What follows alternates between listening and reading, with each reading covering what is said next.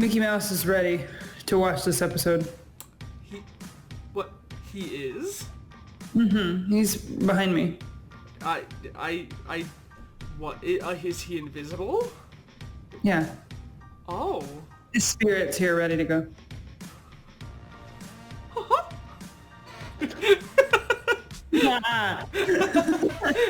Spooky little Mickey laugh. I don't know if that was good at all. Hello, people. I don't know why this episode started this way, but it's a Q&A, so we have no defined theme. There's never any... I mean, Rhett and Link on Good Mythical Morning just did an episode for Thanksgiving that was just like, we're going to put no effort into this episode. So... That's a choice. That's kind of what... To an extent, that's kind of what this is. Did they really do that? I think I heard about that, and I didn't believe them, and I didn't see the episode. Because no one's watching on Thanksgiving. I mean, Apparently for a while their views are down enough that like they put a lot of work into the Thanksgiving episode, but no one watches it. So they've started to do like a reverse psychology thing where they're like, we're not going to do anything, and then the view count goes up. Interesting because choice. I know I click on it. Huh? That's an interesting choice. I don't know how I agree with that choice. Just feels spiteful. I think the title of it is like, we're putting no effort into this Thanksgiving or something. I don't know. See, I saw that and I just got annoyed. And that's why I didn't watch it. That didn't reverse psychology me at all. That was me just being like, alright guys, cool. Here's the deal. It's funny because like they had, you know how they have their, okay, love how we're doing this. I know, I was about to be like, hello guys, welcome to Side-ology. Welcome to Side-ology. I guess I can get into it. I'm Amy. I'm Sacriel. And we're going to do a Q&A today. Yeah, which has nothing to do with what we're talking about currently. Nothing to do with GMM, but I love GMM. Yeah, so, and I also love GMM, though I sometimes question their choices. So that's where we're at. That's where we're at. But Rhett, you know how they have those like game, like whatever game it is, they have a big long title that's just kind of silly and fun or whatever game. So they did something like that, and then Link called them out and was just like, guys, someone had to take a picture of that, and then like draw a picture, and then take a picture of that picture, and then you put too much effort into that. And Rhett was like, yeah. And so like they're just kind of chilling out, like not doing anything, and then someone tries to touch one of the second like B cameras, and Rhett looks at him and goes, no. Oh, no. Don't. All right, that is pretty funny. It's pretty good. Yeah, I just don't love it when people are just spiteful. Like I listen, I'm a being that lives on spite, but like it comes off annoying because like even if it's a joke, my initial reaction becomes like, okay, fine, whatever, just don't fucking judge me about your content. Why are you assuming I'm not gonna watch it? Fuck you. Maybe I would have watched it if you weren't being such a dick. Here's the deal. I'm gonna argue that I think it's okay for content, but I think it's not okay in real life. I think it's okay if it's clearly a joke. From the picture I saw, or like the thumbnail, or like the post I saw about it, it didn't feel like a joke. It felt legit. And like, I don't know, that's probably why. Huh? Now it's legit. Last year it wasn't. Fair. Last year they were being silly, and now they're making it a bit. See, it's But I think their view count's gonna go up. I think their view count's gonna go up. Because people are gonna feel like me, or not like me, because I didn't watch it. People are gonna be like, out of that spite of like, oh, you don't think I'm gonna watch it? Fine, click. Whereas I was just like, you don't think I'm gonna watch it? No, I'm not gonna. I fully thought they were gonna do the 13 minutes of like silence again, but they didn't. I hated that too. Well, hated is a strong word. I think it was a funny thought, but like, I don't know. It's just a part of me. It's like, that's just... Again, it feels more spiteful than they're probably fully intending. And then I just get annoyed because I'm like, why? It feels like an assumption is being made about me.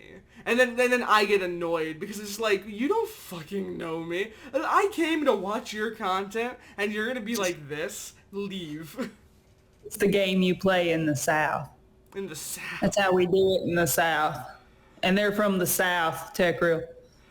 This is how we play the game. Well, speaking of anything else, we have Q&A today. How many people do you think tuned out already because we just started talking about a completely different franchise that had nothing to do with the episode subject? The real ones are still here. Honestly. I mean, yeah, the real ones know that this is just part of our shtick. And sometimes we just come out the gate in an episode just talking about things. I mean, we started an episode talking about the logistics in, children's show characters defecating. So if we can talk about that at the beginning of an episode and people stick around, then I think this is just fine. I'm always worried to bring that up, by the way, the whole defecating part of that subject. Every time I bring it up, I'm like, should I have brought that up? What if this is someone's first episode? But also, Side-ology. Welcome to the podcast. Welcome to the podcast. Welcome. GMM and defecation. You never know what it is when it comes to Side-ology. Honestly, you never know what it is when it comes to us. Yeah. But now we will know what it is because you guys sent in questions. You did. This is our third fan Q&A, I believe. Yeah. Also, happy Thanksgiving. Thanksgiving just passed. If you celebrate, happy Thanksgiving. We're thankful for you. Yeah, I was going to say I'm thankful for all of you that are listening because this is a fun little podcast idea that we had, and the fact that you've come this far and are listening this far means a lot to us, so thank you so much. The fact that we even have questions to answer is really nice. Excuse me, you know what I'm not thankful for? This fucking chair. Oh. Are you thankful to have a chair at all? Sometimes, when it shuts the fuck up. Oh. Would you rather sit on the floor? The way I was literally about to be like, maybe I will, and I was about to just get on the floor, but I was like, that's a lot of effort I'm not willing to put into for, like, what maybe half of people will see. I don't know. Maybe. The floor's pretty cool. Anyways, we have questions. So, would you like to read off the first question? Yeah. So the first question comes from Kay. And Kay asks, what's your favorite non-standard size piece of media? For example, mine is Gravity Falls. So I remember when I first read this question, I got real excited because I was like, I get to talk about my hyperfixation. I was going to say, I'm sure we've talked about this. We've definitely talked about this. In fact, I think I put this on, what was it? Way back. It feels like way back. It's probably just been a couple months, which feels like way back. But what was it? The cards that we made? Well, not the cards. Meet the creators. The Meet the Creator posts. I remember. I think I put this on mine, so this shouldn't be a surprise to anyone. But I love Blue's Clues, which saying that sentence out loud never gets easier. But it's a franchise I've always loved since I was a child, because that's when people start watching that typically. It's just a franchise I never grew out of. I remember growing up and continuing to watch episodes, and I saw people start to weed off of it, and I looked around and I was like, the fuck are you guys doing? They're still making episodes. You're not watching? It's still on. It's like Steve left, but Joe's pretty cool. What are you guys doing? They did Joe's Clues. They switched the format. No, so I saw people just fall off of it, and I never did. And I just continued. And then the reboot came out, and my hyperfixation just it launched into the goddamn stars. Because now I am more a fan of it than I ever was. It's just a good series. It's adorable, it's wholesome, it's comforting. I like mystery, and I like movies. I will vouch because I wasn't watching Blue's Clues before I met Tech Real, but now that I've seen it since, I think it is worth a watch if you haven't watched it recently. Genuinely, it's a solid little show. Yes, it's geared towards preschoolers, but I don't know, going back and watching old shows like that, even if I say old shows, shows that are nostalgic for you, can be really good for the soul when you're thinking about we literally the nostalgia episode of Sandersides in that way, but also just kind of being a kid for a while. I'm kind of forgetting all of the things you're dealing with in life. I talk, my show, Tech Real's show is Blue's Clues. My show is Bear in the Big Blue House. I cry every time I watch that show, but like at the same time, it really puts me back in like a preschool mindset, and it just kind of lets me be like, you know what? What are my problems? They're none. I don't have a problem. And also, like, with some of these shows, if it's the right type of show, you'll go back and you'll find jokes that you find even funnier now that you're an adult. Oh my God. I feel like there's a lot of those on, like, I think there's a good chunk of those on Blue's Clues. There are references that you, like, see and you're like, oh, that's a reference. In recent Blue's Clues New, they made a lot of references. There was a Seinfeld reference in one of the episodes. Oh, just mild. so. It was very mild. It was just, like, it was an episode about being silly. Josh told a joke in, like, a sort of Jerry Seinfeld sort of, like, way, and then in the background, the music is very reminiscent of, like, the Seinfeld music. I'll have to show you that later.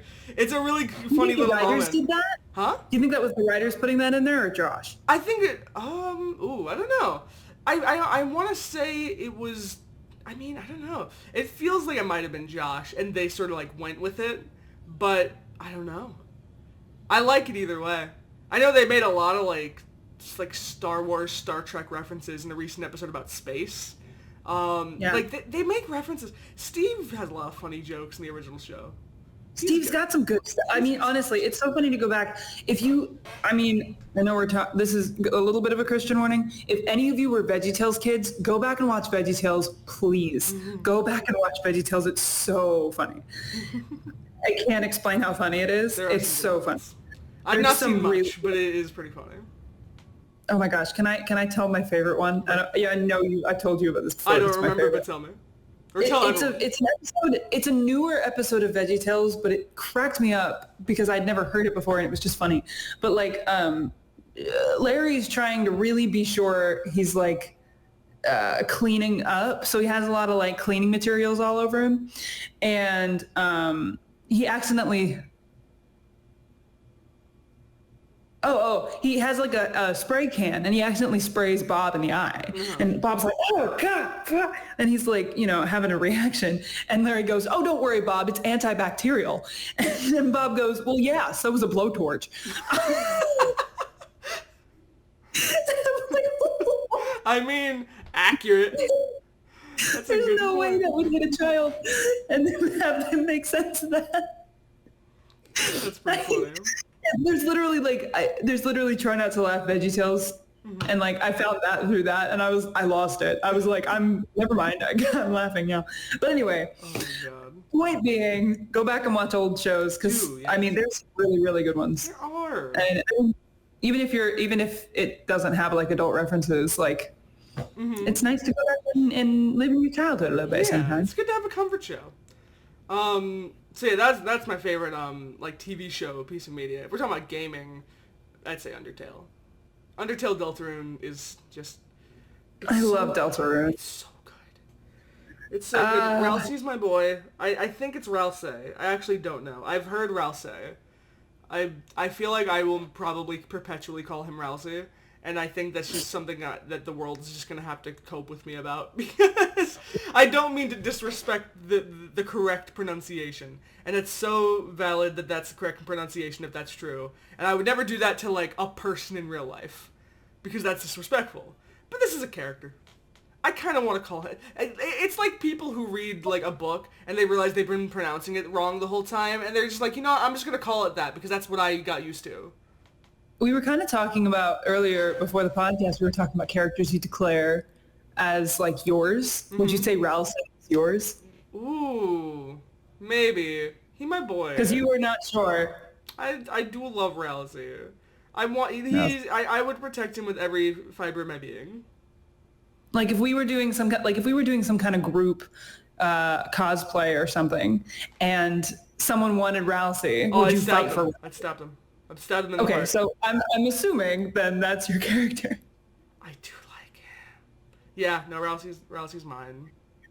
If it wasn't clear, we were talking earlier about like what characters from shows you would like hook on to the point where like if you were to do a cosplay or you were to do anything related to indulging in that content, that character is yours and no one else's and you'd fight for it. Yeah. Is there a character that you have that's like that? And I can't think of one. I know people are going to be like Virgil and I'm like, No, because I would willingly go into any cosplay with Sandersides because I love Sandersides as a whole.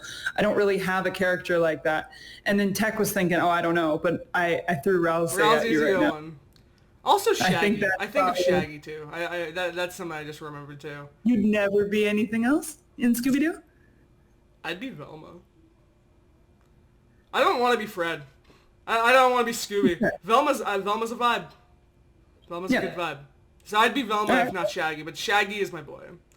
I don't like a lot of recent, interpretations of Shaggy in certain pieces of Scooby-Doo media, but I do love Shaggy at core. So, anyways, we're answering questions that aren't even on our list now. Well, yeah, but I think that one's a fun one to think about for people at home because, that's interesting. It is. Because the only one I can even remotely think of that I'd be that possessive of, but even then I'm not even that possessive, is Steve.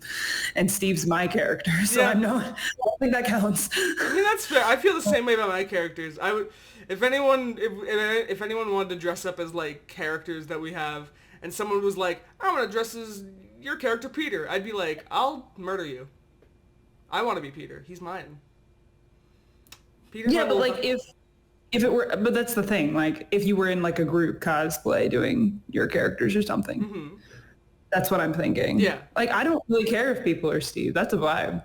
I mean, that's fair. But if it's one person per outfit and it's one of us has to be that, but I would want to be Peter. He's my boy. Which is funny, you'd think it'd be Goobs, but I like Peter design-wise better in terms of there's just more of an interest to him. Mm-hmm. I'm sorry, Goobs. I'm down. I'm talking about him. My characters now. Now I feel guilty. Damn. He's over there judging me. Peter's over there feeling pretty good about himself, though. So. Goobs has his opinions, and that's okay. Yeah. Anyways. Anyway. So what are your favorite non-Sandersides pieces of media? So this is always an interesting question because Sandersides is my intense hyperfixation, and I don't really watch TV. I do, and it took me a while to kind of think about what I was going to say. So right now, I will say I'm a little bit hyperfixated on that Amazing Digital Circus. Yes. I just have, I don't know what latched in my brain, but something got me. I think it's just the fact that it's digital, and I found out that Kane's an AI, and I'm just having a ball. But I know that the next episodes aren't going to come out for a while, but That's the issue within the animation. It's always amazing, but then you have to wait a million years, which it's going to be worth that wait, but it's the patience required. But I was going to say something really, that's not going to contribute well to, my arguments against certain things. But I was about to be we're fanders, we're used to waiting. I was going to say, no. I mean that respectfully, but Yeah, but I'm okay with that because I'm kind of glad that I've developed that type of patience for this stuff. Acknowledging that something's worth waiting for, even if it takes a while. I've also trained with that being a Steven Universe and Doctor Who fan because as those people who know, they take a while. Oh, Steven Universe. I'm sorry, I knew there was a show that I was sitting on that I was I don't know what it is. That's okay, so because we've been planning. For those listening, we've been planning what we're going to answer for these questions. And I was sitting here going, what's my favorite TV show? I can't think. And I was just screaming. Yeah. But I think, now I have 5 favorite TV shows. Oh, wow. So anyway. Well, that's going to bode well for our next question. But I guess so. But so the Amazing Digital Circus is kind of my thing right now. But I think it's just a hyperfixation. I don't think it's going to stay. It probably will in time, depending on how it goes. But I really when I think of my favorite piece of media, I want it to be something that lasts and something that sticks for me, and something that impacted me in a really positive way in some capacity. Yeah. So my first thought was Detroit Become Human. Ooh. I think Detroit Become Human was really cool because, for one, it's robots, and I love robots. But also, I think it's a really faithful retelling, or a faithful tell of what society might actually look like with androids everywhere. Mm-hmm. And I think it's the closest that's accurate. And I think and also it's one of the first medias that isn't putting the robots in a negative light. Yeah. Because I think that doesn't happen, and I think it's really exciting to me that that was the first. I love that it's different paths because like it could go any of those ways, I think. Yeah, and that's the interesting thing too, is that there is still a path, I believe, if I remember correctly, that does paint them in a bad light and like contextually. Yeah. Because you can choose that route. But it's not the end all be all. It's not like the only option, is I guess like the point you're making. Is that you still can go peaceful with it. You can go peaceful with it, but also you can see why the robots get violent. Oh, of course. It's justified. It's fully justified. Mm-hmm. So it's not like it's not just them being like, oh, I'm dangerous. Like AI is not going to do that. It's only going to get dangerous if that's its only choice. Yeah. Which is understandable. So anyway, I think that's fascinating. And if you haven't checked out the game Detroit Become Human, please do it. I think it's a really cool and interesting game in and of itself. I've never played it, but I've seen playthroughs of it. Yeah. And I really want to play it one day too. Because that's the thing. I recommend Jack's guys. Oh yeah, same. But like, watch Jax. Please watch Jax. I think it's interesting, like, just like minor side tangent, but like, if you think that watching a game and playing a game is the same thing, like if you think, oh, I've watched this game already, so playing it won't add anything, I think you're wrong. Because I watched through Undertale multiple times before I ever got my hands on playing Undertale, and still playing Undertale was an amazing experience, even if I knew what was going to happen.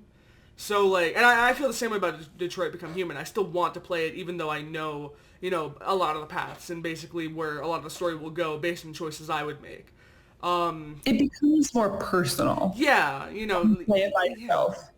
Because like we played Deltarune together I played it for the first time with you. Yeah. And I am so attached to those characters because of that, like in a way that Undertale is never, unless I play Undertale myself. And even then, I don't know, because I really like went through the fandom and figured out every route and stuff. Mm-hmm. But like, I think Deltarune really hit harder because of how I played it. I played the game instead of like watching someone else play it. Yeah, it's about the choices you make, the experience that you're having, as opposed to like what the exact story is, especially in these games where choices do matter a lot of the time. I feel like that's less the case with Deltarune to a certain degree, because unlike Undertale, it's a little bit less like diverging path, at least from what we know of right now. But it's still amazing. It's still so good. I need chapters 3 through 8 now. I heard that the next chapters are actually going to be coming sooner than originally expected. Oh, but because there was a newsletter where originally Toby was going to wait until 3 through 5 were finished, but now he realized 5 is pretty far off right now, and he has a more consistent idea of the timeline for both when 3 and 4 are going to be finished. So once 4 is going to be finished, then he's going to release both of those. So it's going to be coming a bit sooner than we originally hoped. That's really exciting. And I'm really excited about that. Because man, can you believe that the next time we play Deltarune, we're both not going to know what's happening? That's exciting. And we can document that. Because I'm thinking, I guess we'll talk about that, but I'm thinking about documenting it this time. Yeah. Oh, I know you mentioned that last time when we were playing. We probably should. We could do some kind of like playthrough of the original. Anyway, we'll talk about it. We can talk about this. Yeah. We'll figure it out. We need to get off of question 1, I hate to say, because we're like 24 minutes in. We're 24 minutes in? At least to the recording. I don't know what exactly in the episode, but we started pretty after. We're at least 20 minutes into this podcast, I think, and we haven't passed up question 1. I'm so sorry. I think it's also because we spent like 5 minutes talking about GMM. We're bad at like... I think these episodes especially, we're terrible when it comes to tangenting. Oh, we're so terrible with tangents. Okay, so quickly recapping, because I want to get past it. So I have like a million other things. Detroit Become Human is solid. I think I can't have this question without mentioning Unisanis. Oh, yeah. And I know Unisanis is something that you can't really experience if you didn't. But Unisanis is such a... They recently like a few days ago, they recently posted their tribute to Unisanis, the Mark and Ethan. And I guess for a quick recap, for those of you that don't know, Unisonis was a YouTube channel that Markiplier and Ethan Nestor, or Crank Gameplays, would put together, where they just kind of made videos for a year. And then after the year was up, they deleted the entire channel. Everything went away completely. And people have archives around. Yeah. Like, you can kind of ask around the fandom and find an archive if you want to watch the videos. Mm-hmm. But the experience in and of itself was more about like making things while, you know, in the time that you have. Yeah, nothing's permanent. And nothing's permanent, but also like using your time wisely, mm-hmm. kind of thing. And I cried. I'll be honest. I cried about the last tribute that they had, because we just hit year 3 since its death, like 3 years since it died. And I still feel such a loyalty to it, mm-hmm. in a way that I don't feel for anything else. Like, I love Sander Side so much, don't get me wrong. But Unisonis is something that, like, I will not watch. Like, I refuse to watch archives, and I refuse to watch these things. Like, it's just such a cool thing. I think I've talked about it on here before, so I'm sorry if I'm going off again. But also, like, you just can't, you can't make an impact like that. How do you remake Unisonis? Yeah. Like, there's no way to redo that. People will try, I'm sure, but it's never going to be the first time again. But also, like, that final live stream had 1.5 million people watching. Like, there's no way to make that type of impact. I even was there, and I really didn't follow it. Because I didn't follow Unisonis, because I was very fascinated by the concept, and I feel like this is going to come off rude, and I really don't want to be offensive towards Mark, Ethan, or anybody who loved the series. It was not my type of content. I love Markiplier so much, but like, once I saw what the videos were, I was like, oh, these are the videos of his that I really typically don't watch. So immediately I fell off of it. Like, after the first video, I was like, no, I'm not going to catch up with this. And I kept intending to, but I never did. But even I stuck around for that, like, final live stream, at least towards the end. Because it just was an event. It was one of those things I was like, I knew what was happening in the background for that whole year. And then suddenly being like, whoa. Like, refreshing the page and be like, oh, it's gone. It's gone. Whoa. Yeah. That's real. Weird. And, like, I think that's why it's my favorite, because it's so, like, it's less about what they did and more about the fact that, like, they spent that year and they did it well. They did all they could. And now it's like, it's almost like someone actually died. Yeah. And I'm just, like, going back and visiting the gravesite every year. Like, it just, it's the coolest type of, I don't know. I can't word it. It's so cool. So Unisonis is definitely there. I think if I had to pick one answer for this, it'd be that. But I also have, like, reality TV shows, or not reality, but like what's the word? No, Sitcoms? Big Bang Theory and Friends and sitcoms. Yeah. Okay, yeah. Sitcoms are just good. So that type of media is one of my favorites too. Oh, we love Friends. I love Friends. I love Friends. I know you haven't seen all of Friends. Yeah, I haven't seen all of Friends, but I'm getting there. But The Big Bang Theory is one of my hearts. It has one of my hearts, because I have multiple. So anyway. You're a Time Lord? By the way, happy 60th anniversary, Doctor Who! Oh my god. Oh my god. We're on a tangent. All right. This episode is a tangent. We tangent when there's an official subject. So when there's no official subject other than questions, we're never going to not tangent.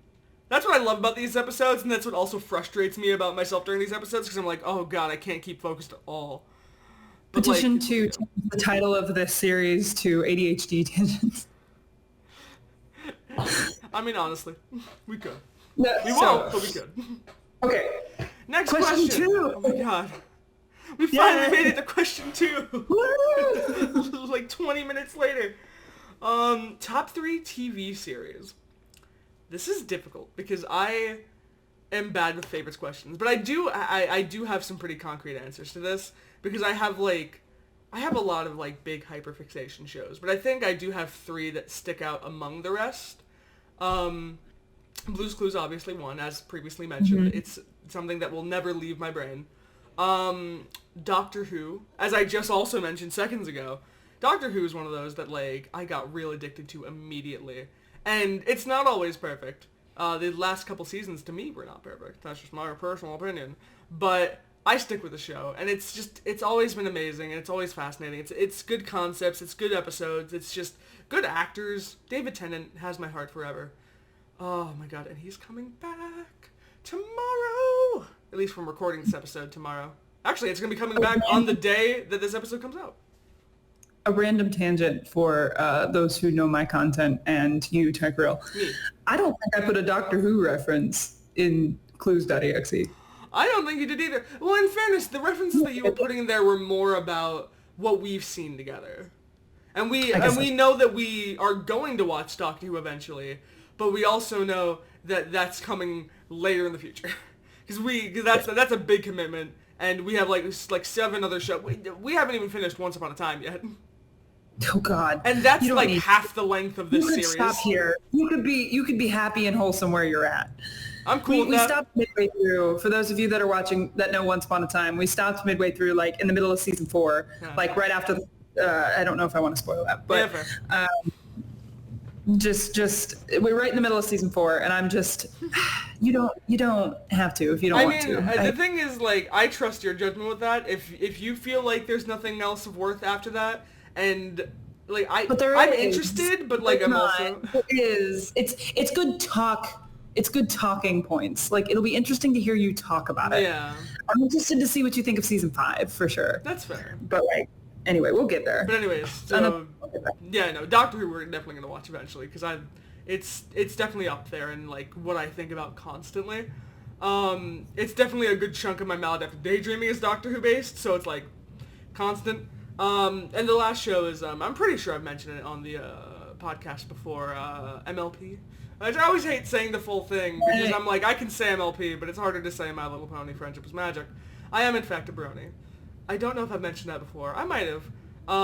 It's part of my life. It's what I do. I got into the series. Funnily enough, like, I was definitely one of those people who was like, why are guys watching pony shit? Like, why is that happening? And I was like, well, I guess I'll watch it out of curiosity. And I started watching, and I got, like, maybe like a season or 2 in before realizing I was like, wait, I'm watching this a lot, and I'm already this far in. I was like, oh god, I'm a brony now. Whoa. When did that happen? I was just mildly curious, and now I'm deep in it. No, it's just a good little show. It was definitely like one of those first shows that I really got into. Like, Blue's Clues was definitely the first, but like even that, like, I grew up with, so it made sense. But MLP was one of those first shows that I really had to contend with the fact that I was like, okay, maybe I'm not like the most mainstream, like, follow the crowd type of person. Like, maybe I like things that not everyone's going to fully agree with, and that's just gonna have to be what things are because I like good media, and I don't care what media it is at this point. Yep. I will respect media if it makes me happy, and this does that. So it's definitely something that, like, I followed for a really long time, and I never stopped. And it's something I still think about pretty decently regularly, even though the original run ended. I say original run. Generation 4 is the one that, like, everyone jumped on with. There's Generation 5 now, which I tried watching. There was an introductory movie that was great, and then all the cast and animation changed, and I was like, oh. By the way, fun fact, if I could give some advice to Hollywood, is it something that pisses me off constantly with content, and I'm sure I'll talk about it more in the future forever, but the worst thing you can do with a franchise is to start out with a Hollywood or, like, big budget, like, movie, and, like, get a bunch of voice actors that won't be on the actual series and do something that's going to look better than the series will look like. Because you're really just setting yourself up for failure. Because if you make the first installment of it this big, grandiose, like, great-looking, like, expertly voice-acted thing with people who are not going to be coming back, it's only going to make the difference that much more stark when you get to the series and you're like, well, that looks a lot worse and doesn't sound quite right now that I've gotten used to the voices from the movie.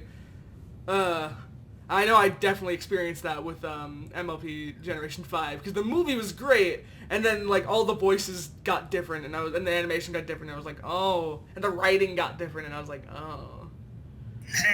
And I've heard some things lately.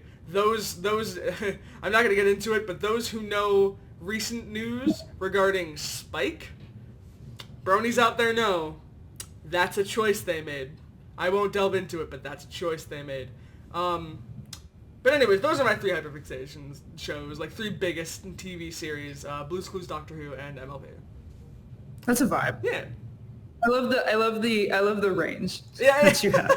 Like preschool show, big sci-fi show, like it's like 2 shows that are like outside of my demographic in certain ways, and then like the one like global like known one.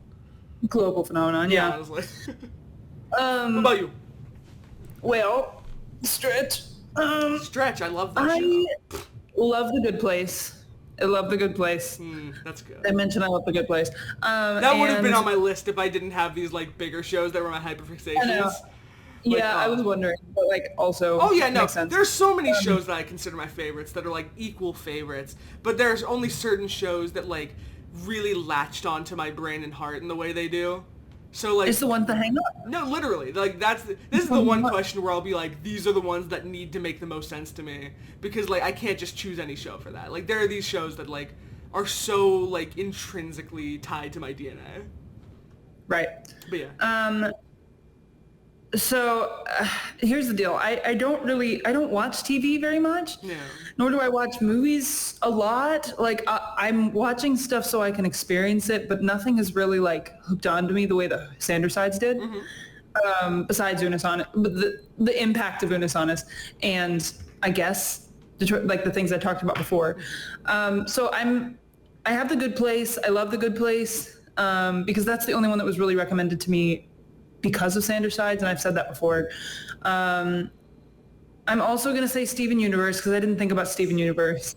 I'm glad we had that moment on camera, because Steven Universe became something that really like hit my comfort zone in a way that like it feels good, and it's good messages, and it's just really well made.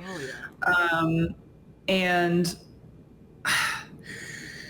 so I have 3 here. I guess they're all tied. I love The Big Bang Theory. The Big Bang Theory is funny and wonderful, and it just if I need to get away from like sadness or something, I watch The Big Bang Theory. I also watch SpongeBob if I'm sad, because SpongeBob's gonna be good if it's before the line. I was gonna say, I was like, you have to be clarifying with that, because current SpongeBob, at least in my opinion, and I think the opinion of quite a few people, is less than ideal.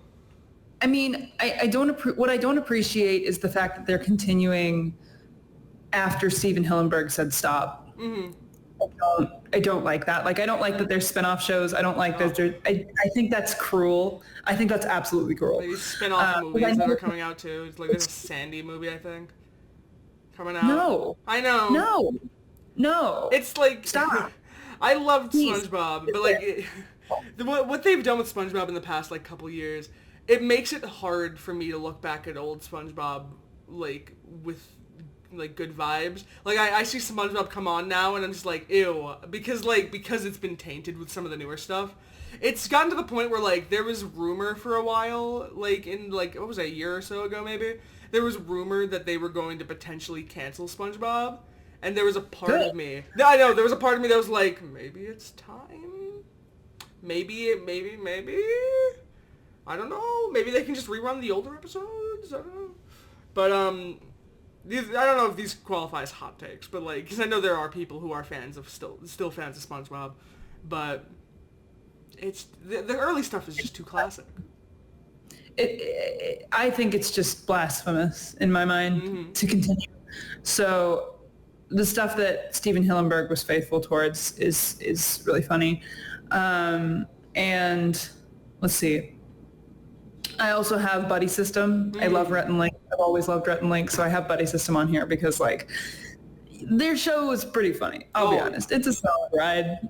If you like Rhett and Link, it's a vibe. If you don't, I don't know if you're going to hook onto the show, but maybe. That's fair. I mean, there's some cool appearances in there. Yeah. But anyway, yeah. Okay, those are my top TV series. Hey. Oh my god, now we have top 3 films. Also, I should say that these last 2 questions were by Phoenix. Oh, because I feel like we forgot to mention that. We're bad at crediting questions sometimes. We forget. But anyways, top 3 films. Would you like to go first this time?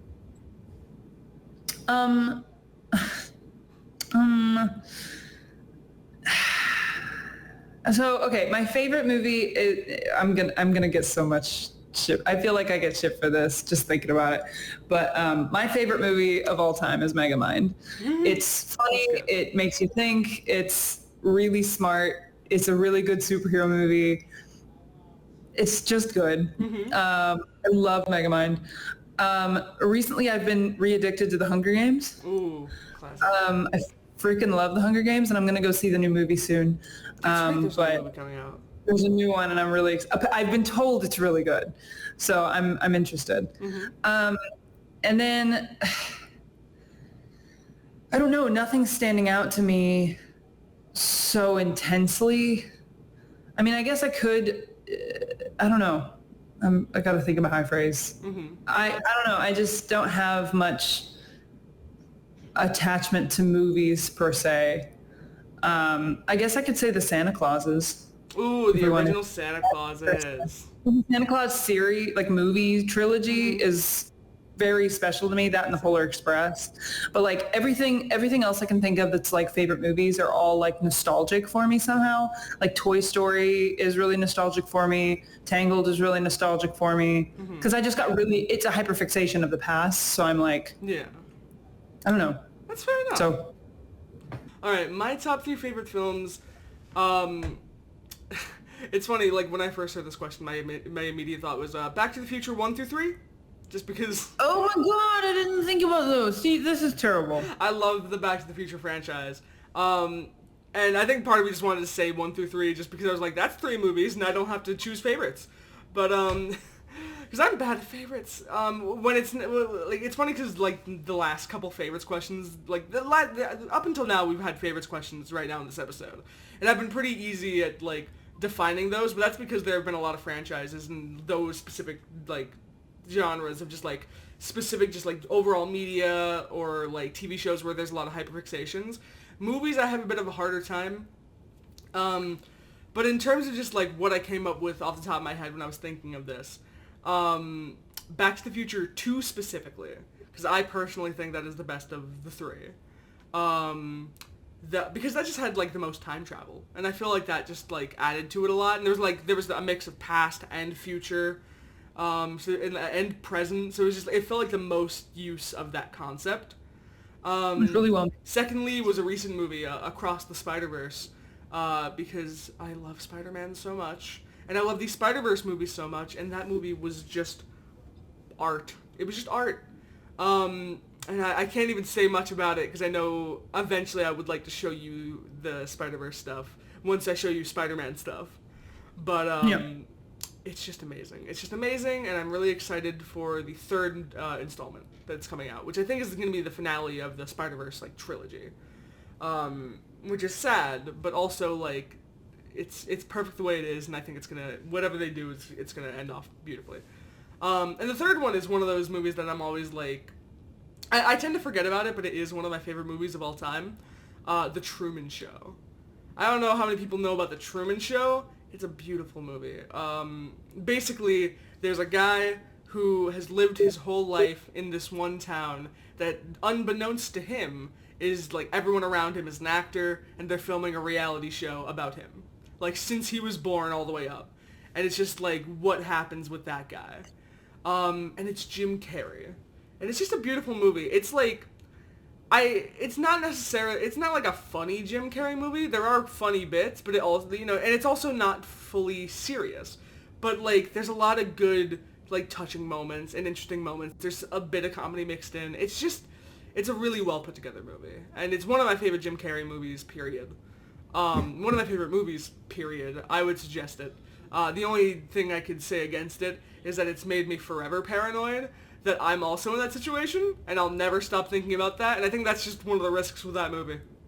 It's like, once you see that movie, and you're like, oh, what if there's cameras around me? Oh no. But, it's a beautiful movie. It's a beautiful movie, and it deserves a watch. Yeah. Jim Carrey's really good at playing, like, doing a lot of like transformative stuff. Like he's really good at being multitude of different characters and multiple different like drama versus comedy versus like thriller versus whatever. Like he's really good at doing all of it. So good. He is a chameleon. Oh my god. Very good. Oh, but yeah. Solid. Next Yay. up. We got through a question pretty simply. We did. Yeah. All right. Solid. Next up. As of right now, this is a question by Kay. As of right now, are you planning to do an episode on Inside Out 2 when it comes out? And I say yes. Yeah. Yeah. Next question. I think it's worth especially since Thomas Sanders himself, or Virgil Sanders, I should say, Virgil Sanders himself went off about the exact same things that we did. That made me really happy. I think there's a bit of a route to watching the movie and then being like, oh, because he's right. Everybody sees anxiety in a different way. But I do think it does influence the stigma for people who have a deeper, more intense anxiety. Yeah. And I think whether or not anxiety is different for everybody, we've also seen in this franchise that, like, I don't know.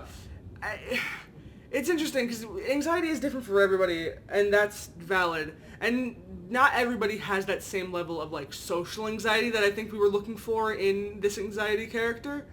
But also, if this is the embodiment of anxiety, you'd think they would also, at the very least, if not giving it to the other person, have it themselves. And regardless of even if that's the case, the point of this movie, like, whether or not it works in universe of the movie, it's still not, it's seemingly not. We can't make any determinations just yet. But it's so far, it still doesn't seem like good representation for this as, like, you know, for the audience. And I think that's where we're taking more issue. Less of that it couldn't make sense in universe, even though I think there's still arguments to be made, but also because of what it's trying to accomplish. What the mission statement of the movie is. Maybe it wouldn't even be as much of an issue if this movie's whole thing wasn't about trying to illustrate feelings. Like, I feel like if this character was in a different movie, that the point wasn't even specifically to talk about mental health or to explain mental health, and it was more of like, it was like a quick one-off joke, I think we wouldn't even take as much issue with it, because it's less of like trying to illustrate what it is and more of just being like, here's this person's one thing for a second. I don't know. I would. You think? I would, because I don't know. My point is more just that, like, because of what this specific piece of media is trying to do, it feels misrepresentational, as opposed to if it was used in another application where that wasn't the point of that specific piece of media. It still wouldn't be good representation, but it would at least be like a minor joke or a minor, like, misstep in what is otherwise, like, that's not the point of this media. Like, I wouldn't judge it as harshly for that, because that's not what the intention of that piece of media is. As opposed to here, where there's, like, research supposedly being done for this movie, and it feels like for as much research as is supposed to be done for something like this, it's not being done well. I'm interested. I just had a thought that we could talk about this in time. Yeah. But I wonder if anxiety, like, because they're small and wiry right now, I wonder if they're going to, like, kind of like anger, who, like, sets on fire. Is there going to be something that happens to anxiety when they have an anxiety breakout? I don't know. And I don't think that changes it for me, though. Well, I don't even know what it would be. Like, because what would it really be that's any different? Like, I mean, I guess, I don't know. There are characters that have their sort of thing so far. Like, Joy glows. I mean, Sadness has the rain cloud. So, or no, does she?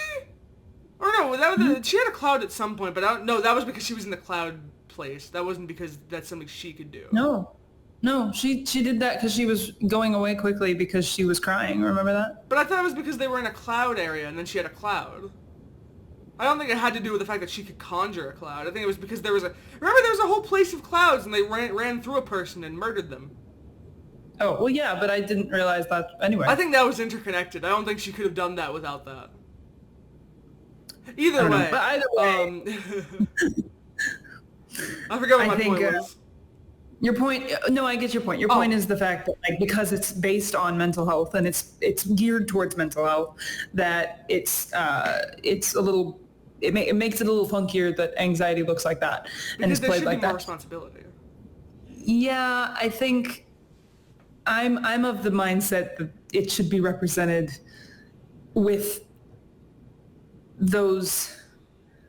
I don't know. I guess like if it's a one-off joke in a movie that isn't about mental health, yeah, that's fair. But if it is about mental health and you're actually focusing on real anxiety that could be like abnormal or could be the disordered anxiety, then you need to treat it as such. And I don't think, I don't know. We'll have to see. Yeah. I don't know. If you can't tell, we love talking about Inside Out because it is just fascinating to talk about. And even if we didn't connect it to Center Sides, I would want to make a whole episode just talking about the movie. And we're obviously going to connect it to Center Sides, but I think we're both pretty jazzed to be able to talk about it more. Yeah. Because I'm always down to talk about the subject now that, like, I'm more of, like, a mental health oriented person. And now that we've determined how funky our relationship is with this franchise. Yep. But yeah, so we're definitely planning on it, and I honestly cannot wait for the movie to come out. I will see it in theaters just to be able to make this episode sooner. No? I'm not gonna give it that money. I'm not giving it that money. I mean, no. Fair. See, I'm just a curious person, so I want to do it fast. But that's the thing. If you give it money, then you're basically saying I want more. I mean, no, maybe no. I don't know. I have difficulty with these types of things because my thought is like, what is my $20 ticket going to really contribute compared to how many other people will? Like, if everybody feels, here's the deal, if everybody feels this is the same conversation about like voting. If everybody feels the same way that you do, that's a lot of money in their pocket. That's true. But there's a difference between me endorsing that everyone do that same thing and me just doing it myself. I'm not saying that I'm right to do so, but I'm saying that this is what works for me. Right, but I think that's what a lot of people are going to do. Well, yeah. But you don't even have to say anything. Yeah. Yep. So, anyway. We had the same conversation when you were like, you shouldn't go watch Chippendale because you're giving them a view, and I watched it. Giving them a view. You're giving them the view. Which, like, for the Amazing Digital Circuit, like, I feel this way. Oh, I probably shouldn't get into that. I was going to mention Colleen Ballinger. I tread carefully. I don't want to give her the view. Yeah. I'll just say it that way. I don't want to give her the view. All right, moving on. Moving on. Oh my God. We touched it, we dusted it, and we're moving. Okay. Oh my God. Favorite board game? That was a reaction. I know, that was my favorite board game. Oh, I love that board game. Yeah, no, great. Yeah, favorite. It's the best. So my favorite board game is Settlers of Catan. I've never played that. If you haven't played it, it's kind of, how do I say this? It's kind of like a mixture of Monopoly, Ticket to Ride, and I don't know. It's its own game. Yeah, fair. It really isn't. It's its own game. It's the thing. We talk about how you like Monopoly. I don't love Monopoly because it's a lot of money. I'm not saying that that's your favorite. I don't know. Well, I just spoiled it. Yeah, you just spoiled it. I was like, you like it. Either way. But basically, I don't like Monopoly too much because it's a lot of like money and strategy that way. Whereas with Settlers of Catan, it's like resources.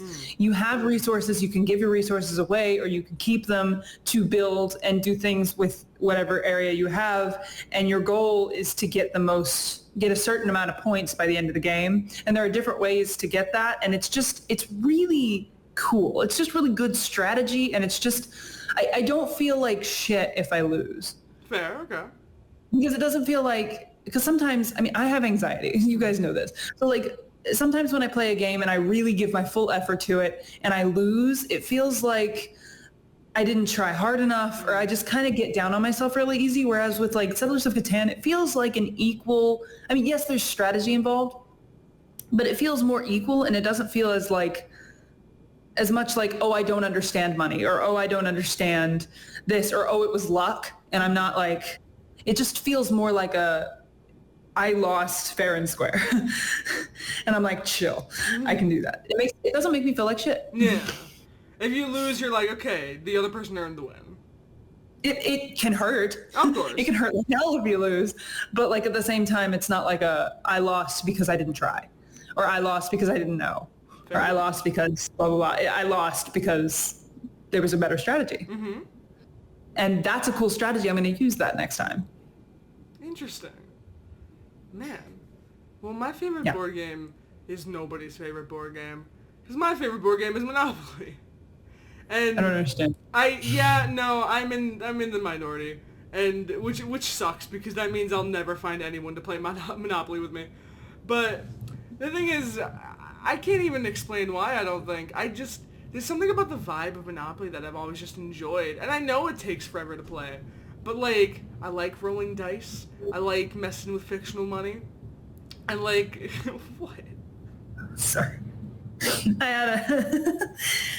I'm on a VeggieTales tangent for no reason. I was a VeggieTales. So there's a line where Bob is stuck in the snow and he's like upside down and just frustrated because they crashed their sled or whatever. And so he's upside down in the snow and he just goes, "Mousetrap. I wanted to play Mousetrap. You roll your dice, you move your mice." I remember that. You showed me that one. And he just said, "You roll your dice," and I heard Bob go, "You move your mice." I did used to love Mousetrap too. But only because I didn't like to play Mousetrap as much as I liked to assemble it and then play with that and just do that for a few minutes and then get bored and then put it all away again.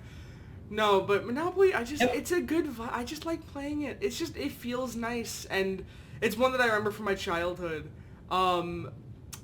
which I hate that it's my favorite board game because no one's ever going to want to play Monopoly with me.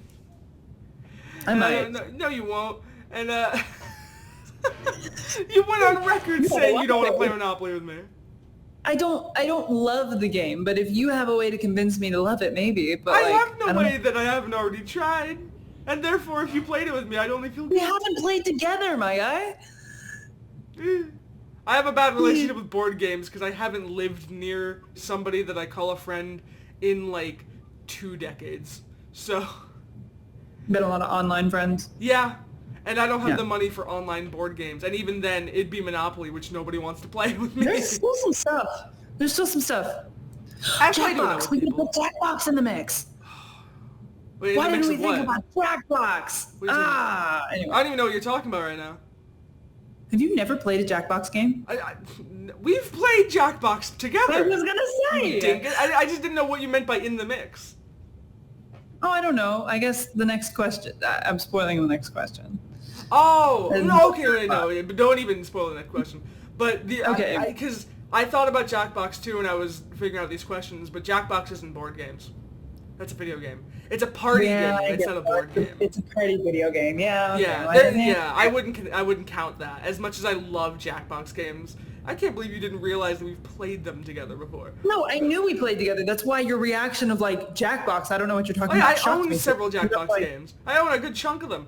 But no, I love Jackbox games to my very soul. Which also one of my favorite Jackbox games is another one that nobody likes to play with me. Fibbage. Why do I like the things that nobody wants to play? I'll play them with you. No, you won't. You don't like Fibbage. I never said that. We've talked about this before. I've never said I don't like Fibbage. No, I've never said I don't like Fibbage. Maybe I'm thinking of other people who refuse to play Fibbage with me and I gave up my life. Never said that. I've never said that. I'm just very used to the games that I like to play with people, like the collaborative, like the multiplayer, like, you know, competitive games that I like to play with people. Nobody ever wants to play with me because it's always like I like the niche ones that like have very specific functions that other people don't prefer. Because I've been in groups where people hated Fibbage, and I'm like, I love, because I'm the Janus boy. I love to make up stuff and try to get people to believe it. I don't care for TKO. That's the one you like that I don't. I do. Well, see, I understand why people don't like it, and I've hit points where I don't like playing it that much either, honestly. I like TKO to some degree because I like drawing, but I don't like it in the sense that I can never think of something that's funny enough to draw or write in the moment, and I feel like I'm phoning it in a lot, and I run out of ideas quick. So every time in the past that I've been told by a group that we're gonna play TKO, there's a part of me that's like, because I love TKO, but I get bored easily with TKO because it's funny and we come up with funny combinations. I think TKO is one of those games that when I start playing, I'm like, ugh, fine, but when we start getting into it, I'm like, okay, this is actually pretty funny. But like, it depends. It really depends on the crowd. It depends on the mood, but Quiplash is one of those that I get real bored of real fast. That's everyone's favorite, and I don't like Quiplash that much, because it's too on the spot. I'm not good at being funny on the spot. I love You Don't Know Jack. That's one of my favorite Jackbox games of all time. It's the best. I haven't played it in a while. Oh, it's so good. It's just trivia, but all the questions are asked in the most annoying way you could ever imagine, and which makes it its own extra challenge. And then there's like mini games in the trivia. I like trivia games. I'm a Jeopardy boy. Good. Yes. But yeah, no. So Jackbox I wouldn't consider board games. But if you haven't played Jackbox, please do it. It's so much fun. Dude, we hang out with people. Why? Like we have group calls with people like weekly. Why are we not playing Jackbox? I don't know. I'm suggesting. Lucy has all of them. Dude, the moment that this episode ends, I'm gonna type in the chat and be like, we need to play Jackbox the next time we call. Because why haven't we been doing that every single day of our lives? Because I haven't played Jackbox in a long time. Because I used to have a group to play it with, and that group kind of piddled off. And now I have no one to play with. I have people to play with, but not like the bigger group games. So it's been a while. And I'm going through withdrawals. So, my God. Let's do it. I'm really excited. Oh my God, the revelations. Yay. I'd just like to take this moment to say screw you, Link Neal, for ruining that word. I know I've probably mentioned that in an episode prior, but oh my God, I always say revelations now. It's revelations. Anyways, we have a Mind Palace moment that we need to get to before I have an anger attack. Let's go see what that is. Yuck, kill me. No. Hey, it's Fatten again. So, what do you call a fake noodle? Janice? No. What? No. Baby? No. An impasta. Virgil.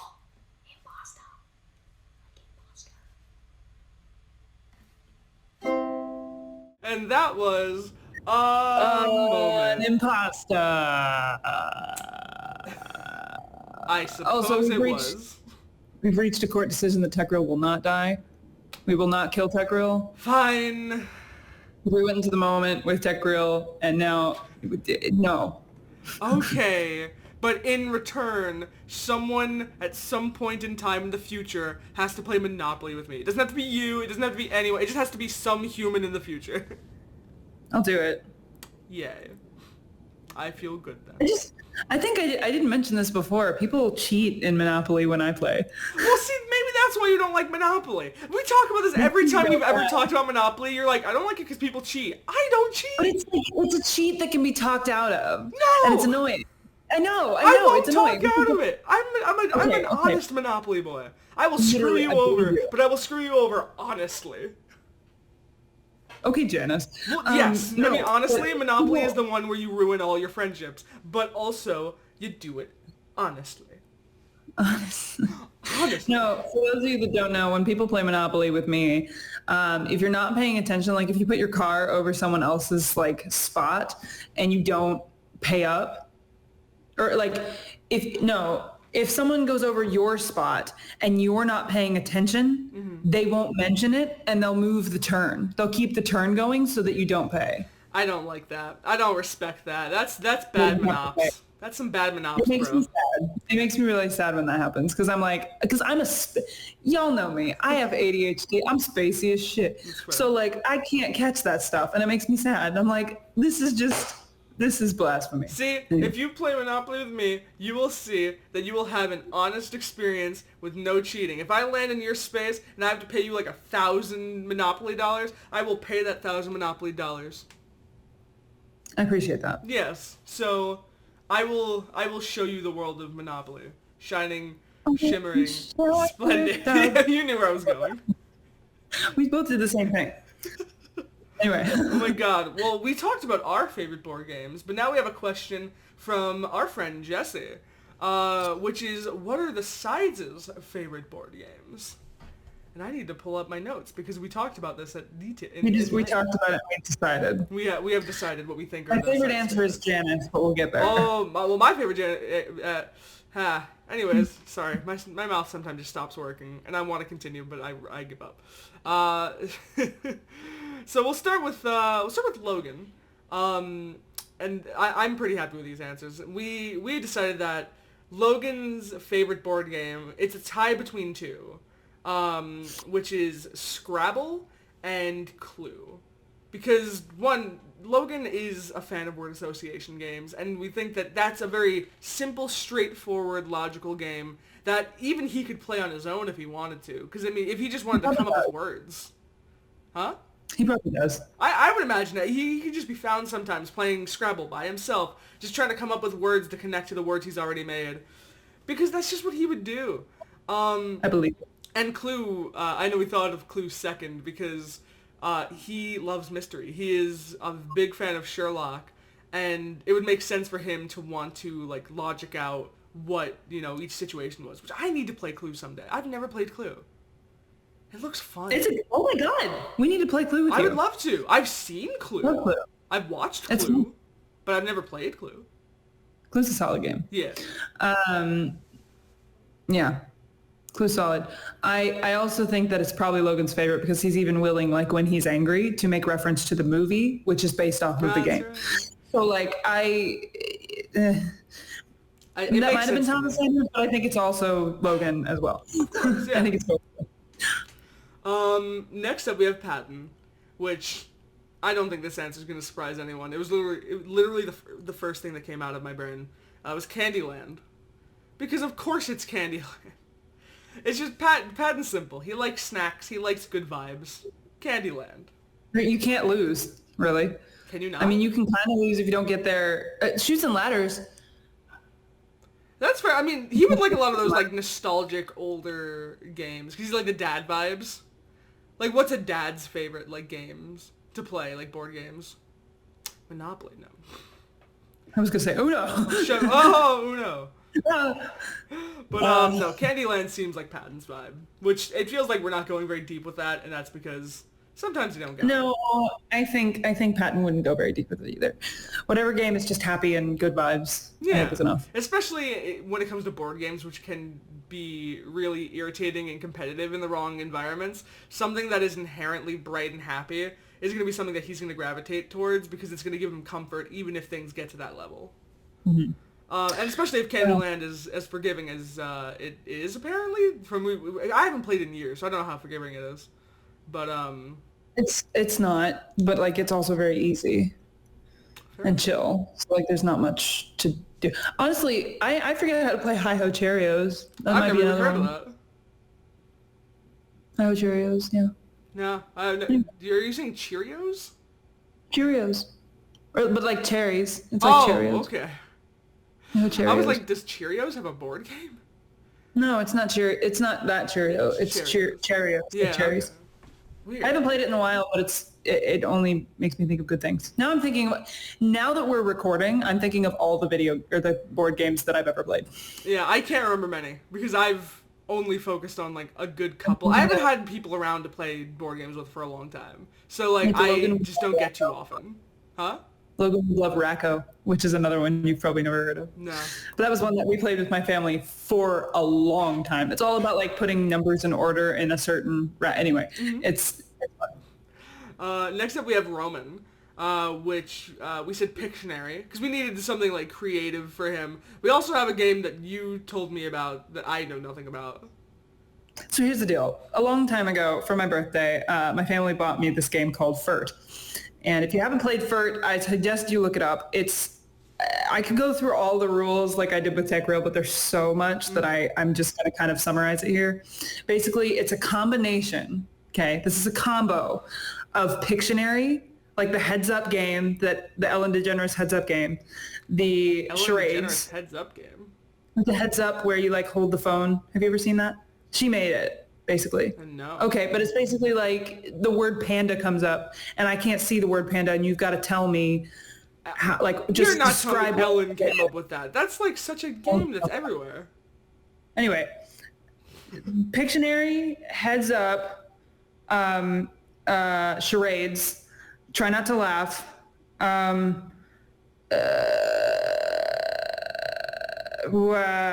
true or false, Candyland.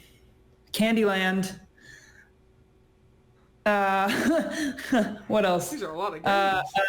Oh yeah, no. Improv, like kind of like a selling, like trying to sell a game.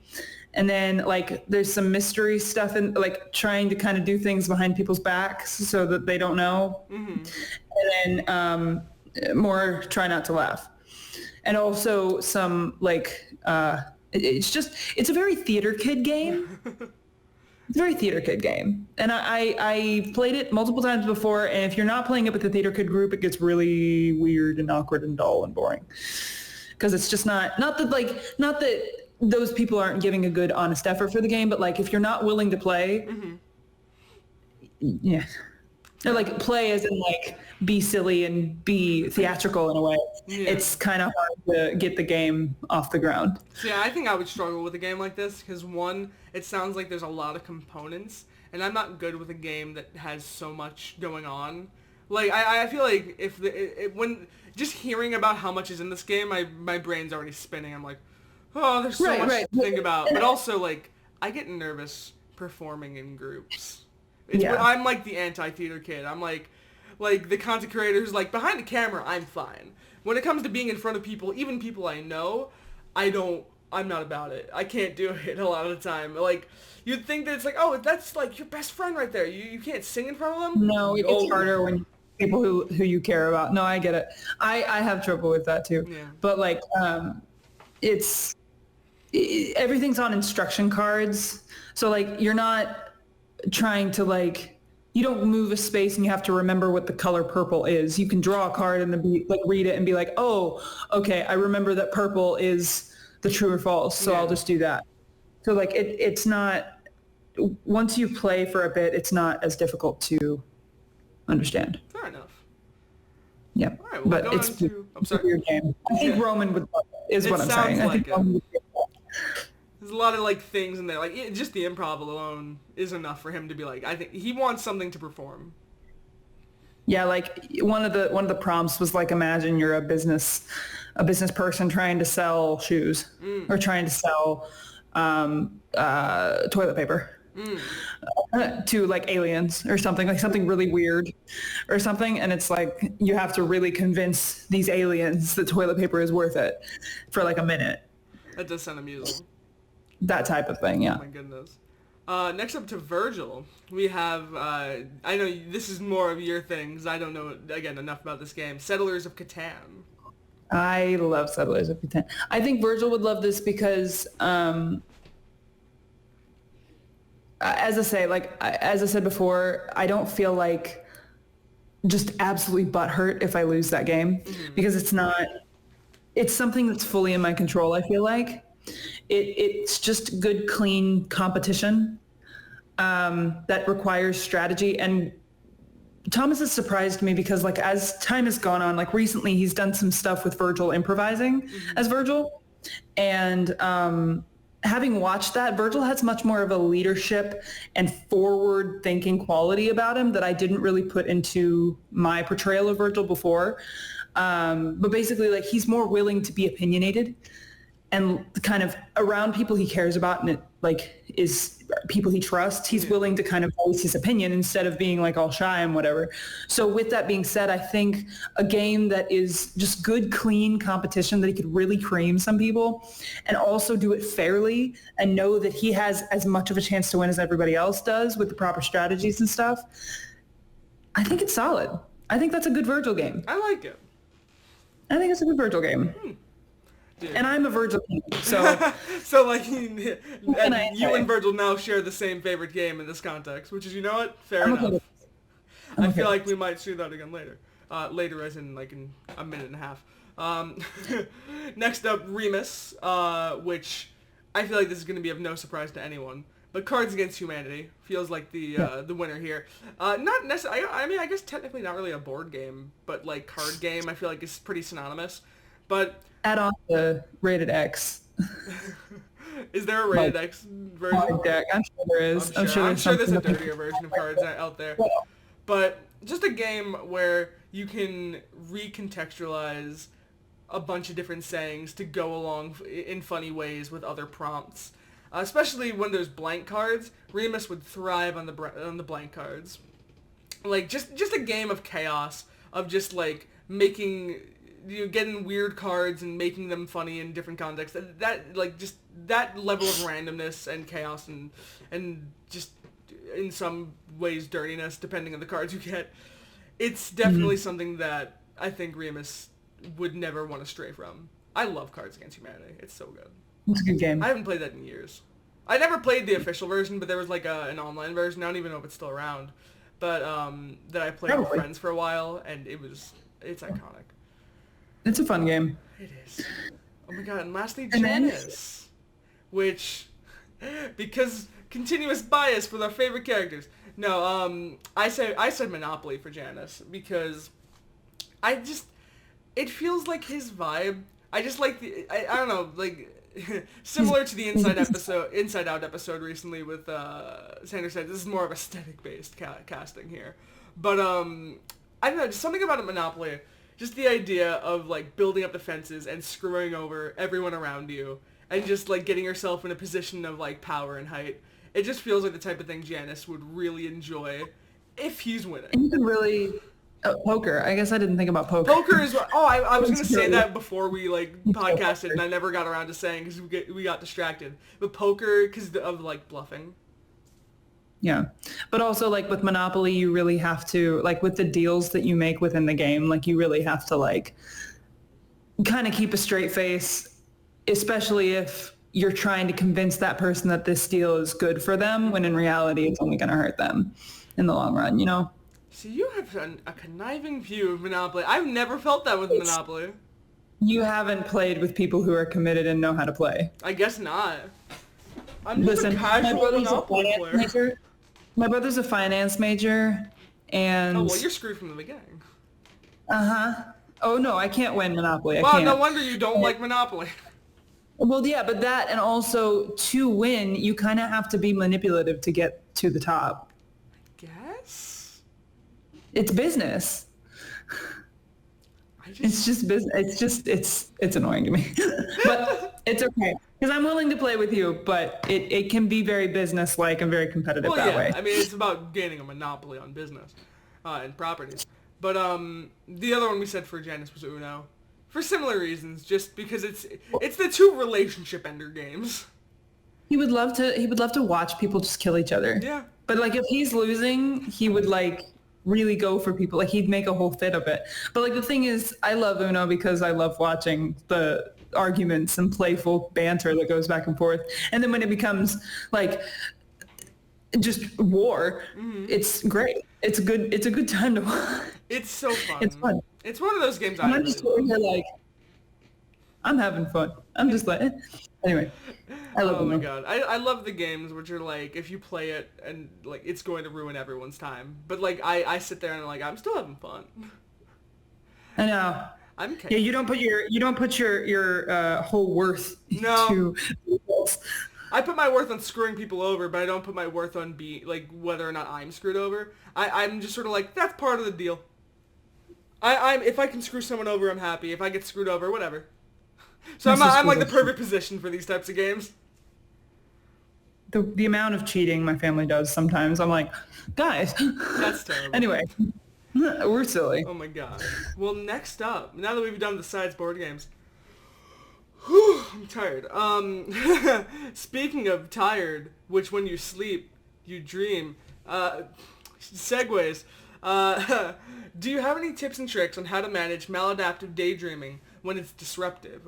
Like when trying to focus on schoolwork or trying to complete a task like cleaning the house? This question is from Kay, and thank you, Kay, for continuously letting us talk about maladaptive daydreaming It makes me really happy every time I see this. I saw this in the list of questions you put, and I was like, yes! I'm so excited.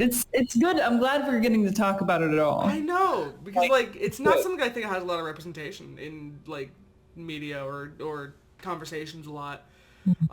Yeah. But yeah, so that being said, don't have a lot to say here. I feel like we both suffer with it a lot. But not with this one. I have what my experiences with it. Oh well, yeah, but I'm talking about like in terms of advice. Yeah. But I do have one piece of advice, and I'm sure it's not a good piece of advice. It's one of those that I'm like, I think it depends on the person, it depends on the context, it depends on how long you tend to maladaptive daydream, and how, you know, there's a lot, and like if you're able to do it at the moment that you're experiencing this type of disruption. But my typical advice for it would just be do it. I think in the long run, you're going to spend a lot more time and a lot more trouble trying to force it down than it would take to just quickly get it over with and then get out of your system and come back. Because I know that's my problem. Like, when I am trying to do something and, like, that's in my head, I cannot think of anything else. And I'm just, like, I'm stuck with it. And I'm like, I could just go over, like, I can just, like, get up and do it real quick and then be done. But I keep trying not to do it. And then it's all I can think of. And as long as you know you're not going to get too lost in it for too long, and it's something that maybe would just resolve in a minute or so, it's going to be a lot easier to just get it over with than to just sit there and agonize over it. Yeah. So that's my advice. Just do it. And then just, like, get back to your work after. Yeah, I have trouble with this at school a lot. If I have, like, an idea to do something, I can't. I think trying to repress it makes it worse because you keep getting ideas for it, and it keeps thriving like that. So I really do think getting up and doing it is important. I think once you get up, it's a little easier to sit down depending on how intense it is. But at the same time, like, what I would recommend is setting a timer and having that timer be visible so you can kind of end it in a place you're okay with. Yeah. But I know for me, I think the hard thing about it, especially with my executive dysfunction, because mine hits hard. I have trouble getting started after I finish doing something else. But I try to, like, I would recommend, like, deep breaths and trying to, like, ground yourself and get back in your body, and then, like, maybe moving locations. It's really hard, especially if executive dysfunction is a part of that. But I think setting that timer and having kind of a place to end it, and then giving yourself space to, like, get back into whatever it was you were doing like before that, or that you have to get back to, or whatever. It's hard. I know it's hard. So, but I think repressing it isn't, unless you have to, I wouldn't. Yeah, because if it's in a public place, I understand that that's not really as much of an option. But a bathroom. I mean, honestly, like, the amount of times, I know I've probably talked about this in previous, like, conversations about maladaptive daydreaming, but, like, I swear, like, especially when there's, like, a family function, when I go to the bathroom, sometimes I will just, like, look in the mirror and I'll just, like, stare back, and I get lost in thought for a second just thinking about it. Like, I'm not even just, like, doing any, like, acting out in the bathroom, but I'll just, like, just zone out in the mirror for a second and just be like, thinking of things. Then I'll be like, okay, back to the bathroom activity, then I can get back. It's just, like, so getting out of public eye for a second, you're like, okay, now I can do it. I think it's really hard to explain this to people who haven't experienced it, because if you really do, like, as I say, this is to reiterate something from a previous point. Like, this isn't something that you can just kind of build into yourself. Yeah. I think it's something that just, it really is kind of a response to, like, escape from something. I don't know. But I know for me, like, if you feel the impulse to do it, do it. Yeah. If you tend to be a maladaptive daydreamer in some capacity, do it. I wouldn't try to stop it. It's like trying to hold back a sneeze, or, like, trying not to, like, scratch an itch. It's like, you can do that, but, like, you're going to suffer so much more for so much longer by not doing it than just getting it over with and then moving on past it. It's like a stim. Yeah, it really is. I mean, honestly, I would even consider, like, it similar. Like, I would almost consider it, like, not synonymous. I don't know exactly what I'm trying to say here. I feel like the way that I stem and the way that I Maladaptive Daydream are almost similar.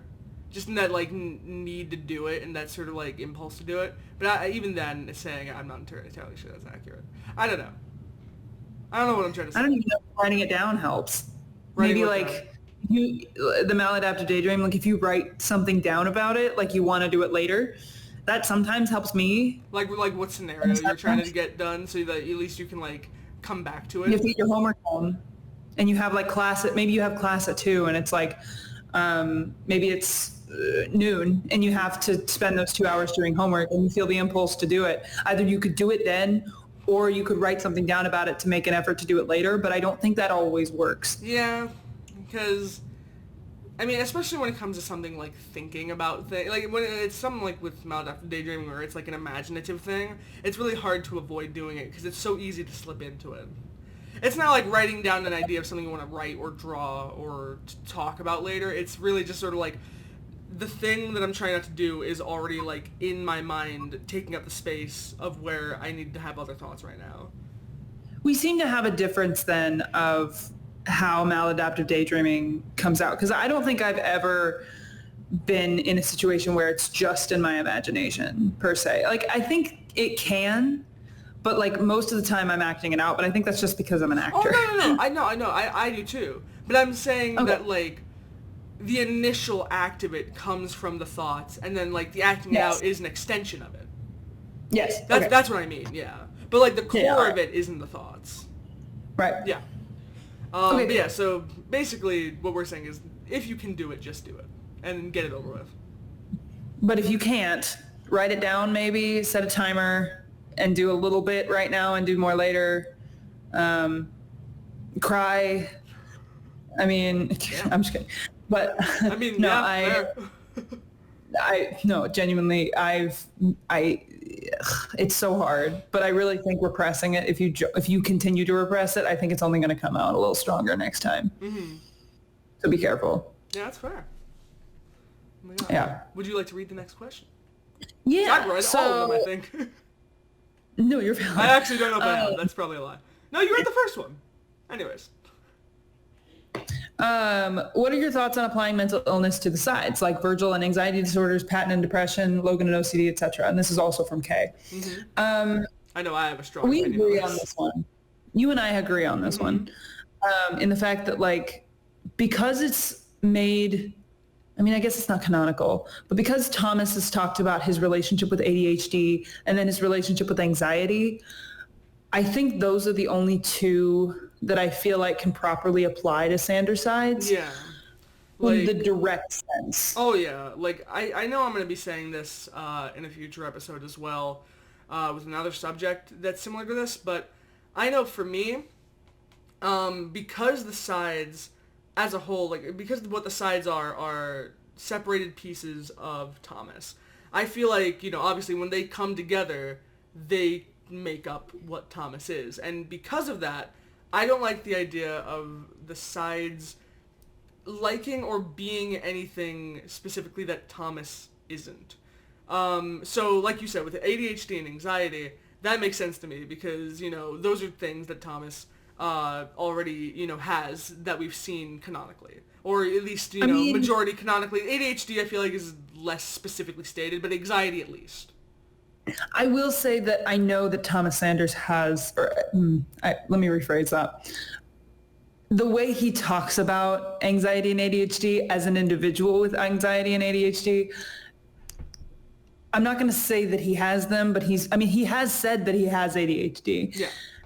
And the way that Virgil is portrayed feels more disordered than and higher. I mean, he has talked about that in the Sanders Sides episodes before, so I guess both of these are technically canonical. But at the same time, they're not necessarily canonical to the character of Thomas, but I think still the way that Sanders Sides operates, I think that's why it connects so well with me, because I have both of those disorders, and I recognize that that's how they play.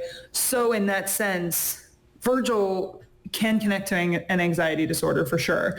I think Patton can connect to ADHD to an extent. I think in real life, the way that I look at Sanders sides, because I know I maladaptive daydream a little bit with them, I think I would argue that Logan is a bit more ADHD than is in the series. But I think that's because the tools that he's using to operate don't work well. I don't think Logan is any different, but I think Logan isn't as connected to the tools that he uses to make things function, if that makes sense.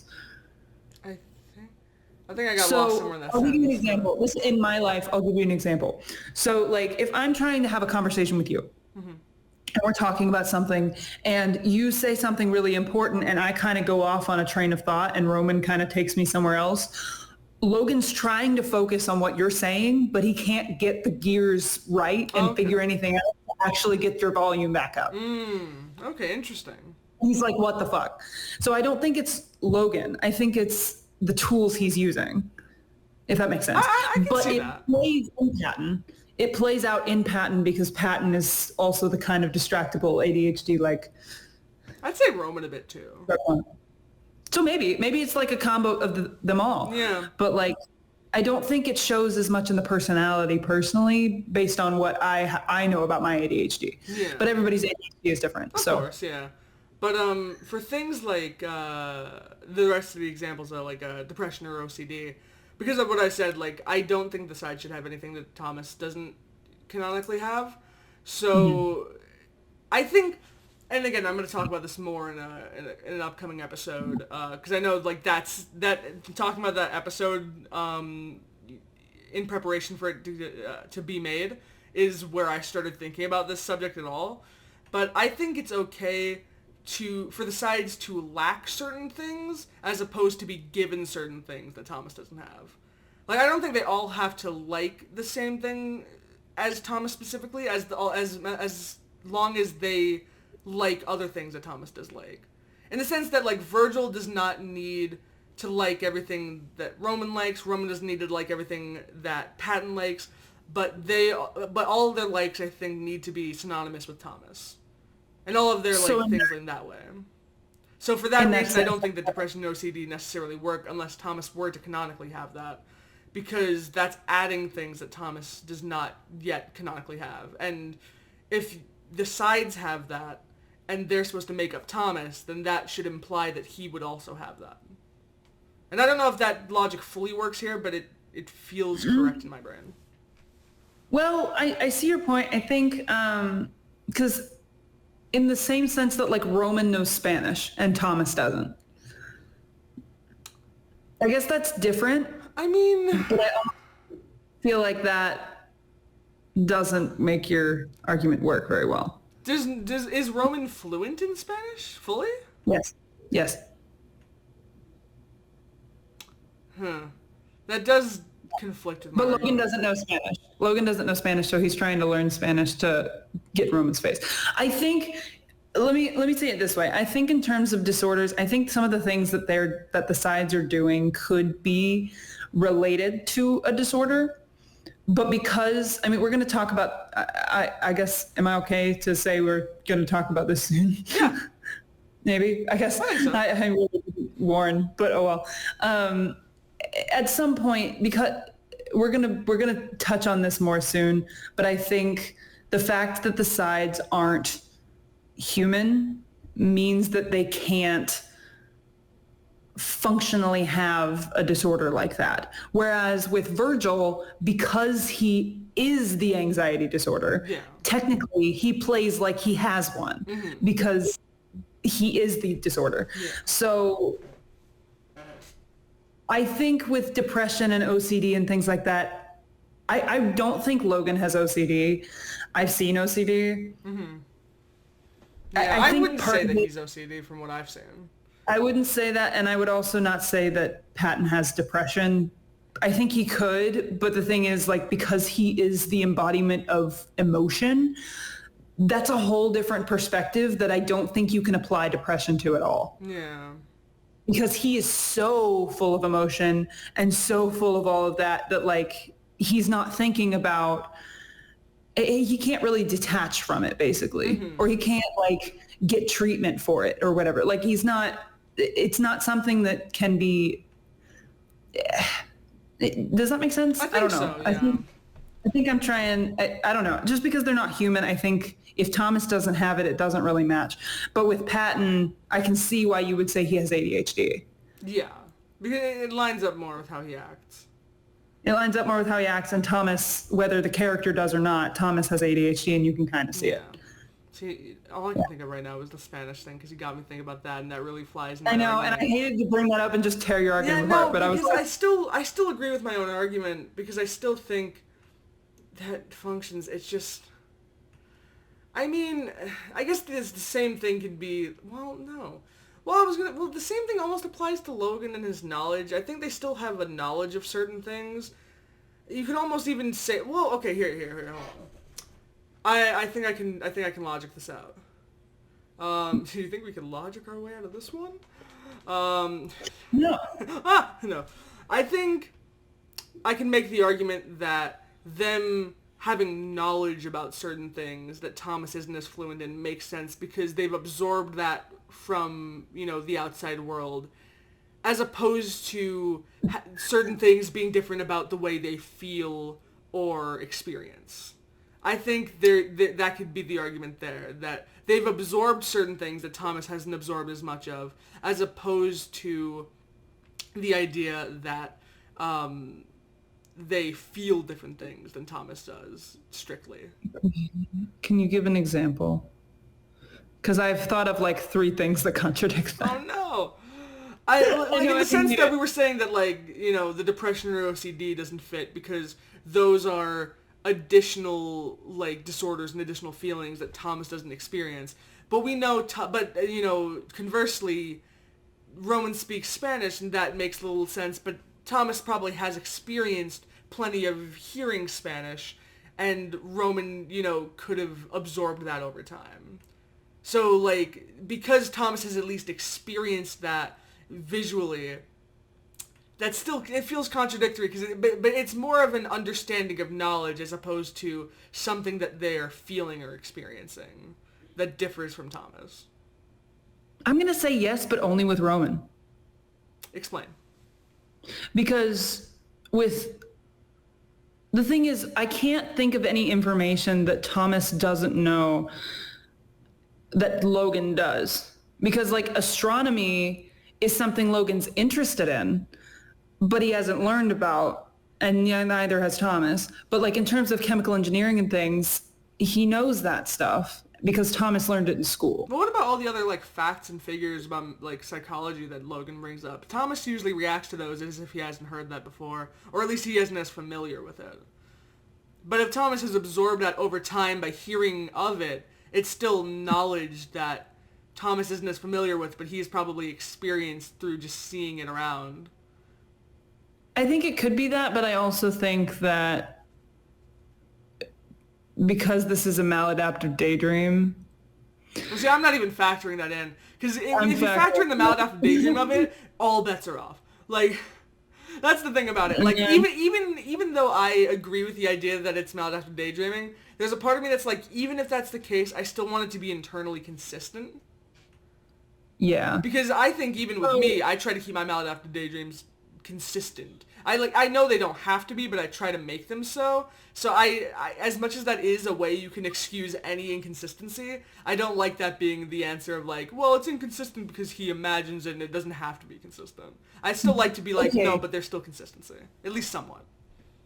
Okay, well, in that sense, then, I think if Logan heard, for example, dealing with intrusive thoughts, if he read about that article, if he read an article somewhere and understood intrusive thoughts from that way and experienced Remus, it still takes a lot of conscious effort to apply those things to yourself, especially when you're having a disordered moment or you're having a dysregulated moment. So for example, with my anxiety disorder, if I'm having a really rough anxiety moment, it took a lot of time for me to learn, hey, this isn't actually happening to me right now. This is all in the future. and learning how to actually calm down from that. Obviously, I didn't know that before, but once I learned it in therapy, it still took time to talk to Virgil and get Virgil to understand that. So I think that's why I'm saying this is kind of the maladaptive daydreaming piece, because I think Thomas knew that, but then Logan had that information and was ready to send it. I still think that applies, because Roman, on the other hand, wants to know Spanish. So because he knows Spanish and can just go off, that's because he's the fantasy. He's the hopes and dreams. He's the one that wants to see farther. Okay. So he can only have information that Thomas doesn't have because he's so focused on being fantastical and being his own thing. I've never seen it. I don't think there's another example of that in any of the other sides. I will say, though, like, another way we can wrap this up before we get to our last question. I think the way I can also justify this idea that, like, they shouldn't have certain things that Thomas doesn't have is that a lot of what we talked about, the contradictions, are because of information. I think maybe information is okay, but they shouldn't have anything that Thomas doesn't relate to. Yes. Because it's one thing for them to not understand certain, like, for them to have different understandings or different levels of knowledge that maybe Thomas doesn't fully have, like, if there's different absorptions or, again, maladaptive daydreaming. But they shouldn't have anything that he can't relate to due to them, again, making him up as a whole. I think information doesn't play as much into that. So I think that's the way you can justify it, and that's the way I would want to view it. Yes, and I would also argue because they're not human, I don't think disorders can apply directly like that. The only way it's possible is if they make up that disorder, like Virgil does. So, like, with Patton, he probably does have a lot of symptoms of depression, but I don't think we can say that Patton has depression because Thomas isn't said to have depression, and also, like, Patton is a ball of emotion. And in the same way with OCD, yes, Logan could have symptoms of OCD or autism or things like that, but also I don't think it's fair to claim that Logan has those things because he doesn't smile. He doesn't have joy very much in his life. He doesn't have there's missing pieces of human in Logan. Yeah, there's a difference between saying something is reminiscent of something rather than saying they have that or are that. Because, one, again, we're trying to relate back to Thomas because they're pieces, but also because, like, these are characters that wouldn't functionally have certain things because it's just the way that they are, and that's just, I mean, I don't know. It's really hard to quantify. Either way, I'm really glad that we talked about this because I think, like, we have an episode coming up where we're going to be talking about, this same sort of subject at length, and I'm glad that, like, even just reaching the point of saying that, like, facts are not, like, it's the relation that matters. I think that really matters to make that episode cleaner. I don't mind a jumbled conversation in a Q&A, but I mind when it's going to be about the episode where it's getting into depth in that. And I'm glad we were able to iron that out a bit here. Yeah. That was a good question.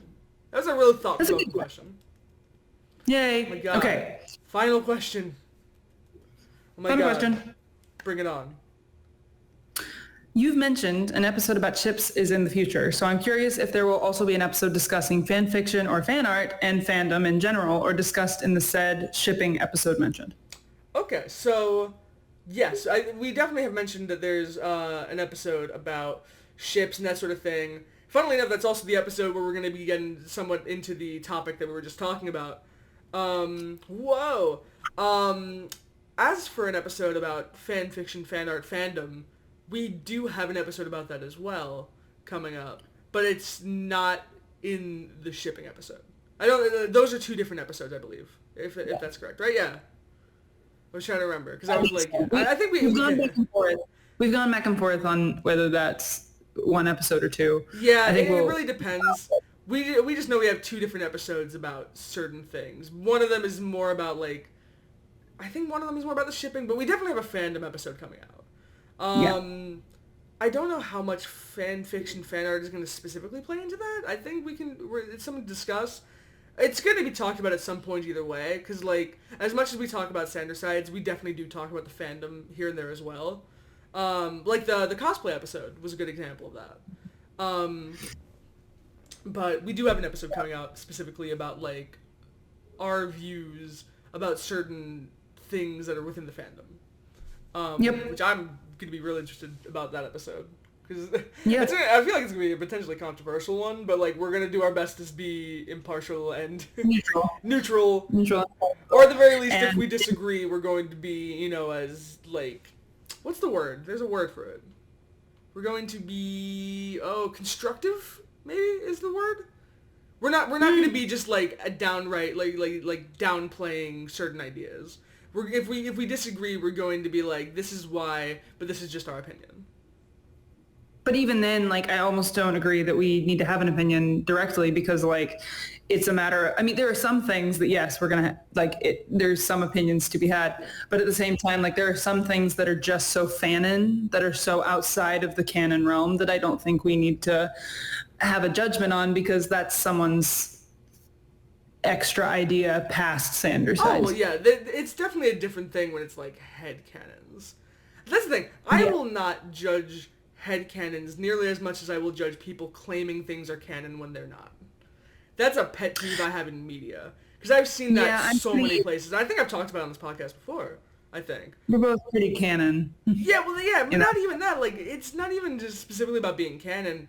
Well, I guess it is about being canon. I just don't like when people will be like, this is definitely how this is in canon, and then they have, like, no actual concrete proof. And I'm like, listen, I don't mind you talking about that as if it's a thing, and, like, you know, as long as you're specifying it's headcanon, because there's nothing wrong with having headcanons. Headcanons are great. It's another thing entirely when you're claiming that they are fact, when they're just straight up not. It's like, no, you have to specify that that's a headcanon, because you can't just claim certain things are away and just say that and then crap on the people who disagree with that. Mm-hmm. I think to extend that point, I think there's an element of respect that there's places and fandoms that don't have it. And we get frustrated when there's not an element of respect about it. So, like, if someone's claiming something is canon and then people kind of try to be like, but it's not, and they just get really mad or whatever. Yeah. No. I hate it in fandoms where it's like, you know, it becomes such an environment where, like, even when you know you're right, you know you can't say anything because, like, people are... I felt like that in life because I've been in a lot of groups where I'm such a person who, like, has the logical, like, thought about something, and like, people will just, like, have a thought about something, and I'll be like, no, actually, no, that's not correct. And it's like, people don't like being around that type of energy, that very, very Logan energy. But I also hate sitting by and just watching people say stupid things, or say things that just seem incorrect, because it's like, no, I factually can prove you wrong about that. You can feel a certain way about something, but also, if you're being inaccurate, I'm going to explain why you're being inaccurate. And, like, we can reach an impasse and be like, you can have your feeling, but this is what's true.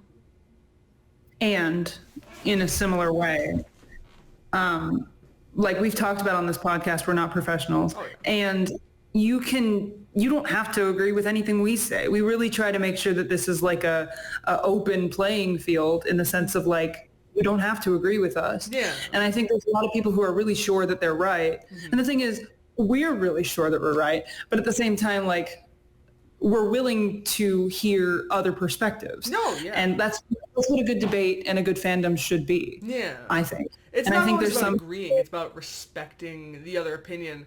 And also, and I think, you know, obviously this somewhat contradicts the opinion thing, but, like, also admitting when you're wrong. I feel like not a lot of people do that. Because, like, I'm willing to admit I'm wrong on something if I'm wrong. It just doesn't turn out that I'm wrong a lot. No. I'm wrong plenty. But, no, it's about taking ownership of being wrong.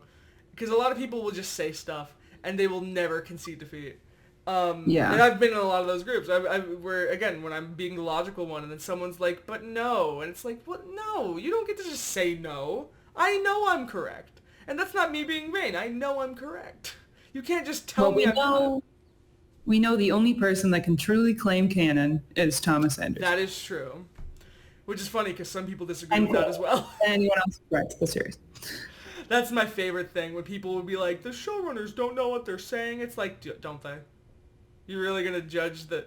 There are people who'll be there. It'll be like, oh, this person who's making this thing doesn't actually know what they're characterizing their characters as. And it's like, maybe you just don't agree. But, like, if they put it that way, then that's what... I mean, I understand it to some degree, but, like, it feels like sometimes people say it's out of character when it really is in character, and they just don't like it. Yeah. And I think there's also, like, well, you can talk about that too. Like, I think there are elements of the characterizations of any character, including Sanderside's, that I look at and I'm like, I don't really love how they did that. So, like, the maladaptive daydream that I have with Sanderside's kind of matches my brain better than any other. Because, like, that's just how I think the sides work. And the thing is, if it doesn't match something that Sanderside's does, I'm going to be like, well, that's a little weird. But then I'm going to be like, I'm going to move on because it's his character, not mine. Yeah, it's literally... Sanderside's is the most interesting thing about it all, because it's like, this isn't how my version of this character would work, and it's like, well, yeah, because this is what this character is for this guy specifically.